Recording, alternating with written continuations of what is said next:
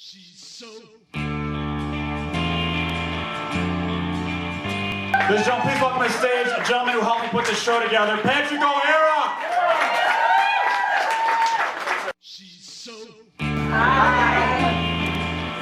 I have a really bad memory, so I have to bring notes up with me, so if I pause to read for a second, that's why.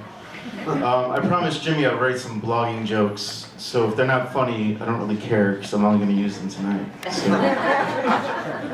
But it occurred to me, like, we bloggers have what comedians have, and that's hecklers, except ours are anonymous, and they just write things bad about us. Whereas a heckler, like, if I make fun of this guy in his shorts, he can totally yell back at me right now, and all I can be like is, yeah, you're ugly or something, I don't know. But at least with like a bad blogging comment, I can put some thought into it and be like, you're ugly and you're probably dumb. So, but I always think it'd be fun to be able to go to like one of the commenters' jobs and tell them how crappy they do at their job. Except I don't think that they have jobs, so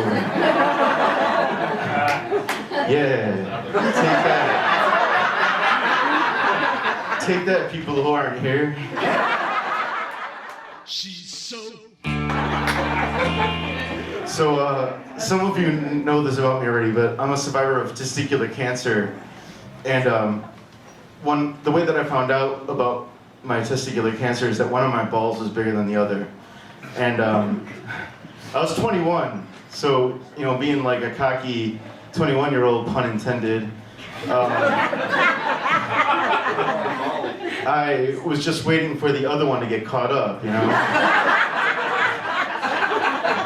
And then I started getting worried, so like I did what anybody else would do in that situation, and I went to my mother. And it got really awkward when she asked to see it. She's like, it's not like I haven't seen it before, and I'm like, that was like, you know, a few years ago. Things are sort of different. I had to change that. I used to say that things are a little different, but you don't want little in that area to be associated with it. So she saw it, and she definitely concurred that one was bigger than the other. And she's like, we should go to the doctor. And I was like, yeah, what's one more person looking at it, right? So the doctor looked at it, and he's like, we got to get that out of there. And at first, I got really excited, because I thought he was talking about the smaller one. But no, the one that made me proud had to go. But then he was like, when he was going to remove it, he was like, you can get a prosthetic one to replace it. Which I didn't even know like there was a thing as a prosthetic nut. Because two things went through my head at that point. It's like, they're not like fake boobs where I'm going to be showing them off to everybody. You know? Like if I get lucky, maybe one person in the future might see it, you know? But yeah. So, and then the other thing I was thinking about is, I wish I had known before that I could get a prosthetic one, because then I could have had another one while I had two, and that would be 3, and 3, as we all know, is the magic number. So yeah, that's my cancer jokes. All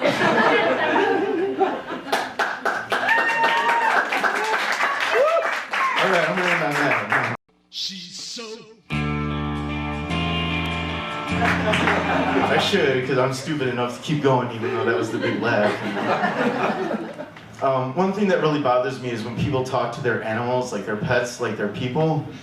Like, you know, I used to date a girl, and she would go, why did you poop on the rug? Why did you pee in my shoes? And I'm like, because it's a dog. But I remember one time, she was talking to me, and we were saying goodnight to each other, and to know this story is to know that her cat's name was Mr. Mittens. And I was like, all right, well, I'll talk to you later. And she's like, well, you have to say goodbye to Mr. Mittens. So I heard silence. I didn't really know what to do, and she comes back on the phone. She's like, you didn't say goodnight to Mr. Mittens. I'm like, no, and this is awkward, because he was totally supposed to break up with you for me. But I forgot, he's a cat and doesn't comprehend or speak English, so sorry. I'm sure some other people probably do this, is when I blow my nose, I have a habit of looking at the Kleenex afterwards. Like, I don't really know what to expect that I'm gonna see. It's not like the Shroud of Turin where I'm gonna see Jesus' face. Because then I could totally have a line of people outside of my house, all looking to just get blessed by my snot. That's gross. Driving on my way up here, there's an LED sign, and it says 600 and something people, I don't remember, just a lot of people, died in traffic deaths this year. Don't text and drive, but feel free to read this sign notifying you. So, yeah. I wonder, see, that's the thing is, I want to know if that sign's in real time, so I'm always, tempted to, hit somebody with my car and then look up just to see how accurate they are, you know?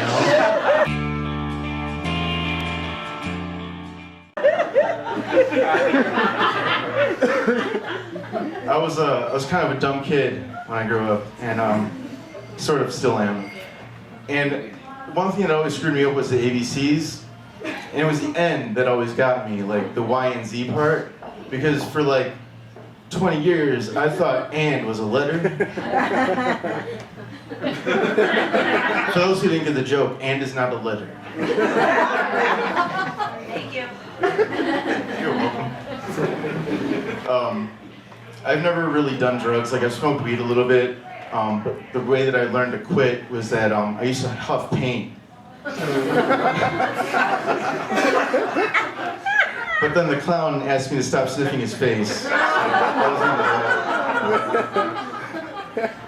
I used to go to a lot of dating sites, and I was on one in particular, and after I finished on my profile, it gave me a bunch of matches right away, and the weird thing was that it matched me with my cousin. But it was okay, because we've been dating for 6 months now, and he's the gentlest lover I've ever had, so.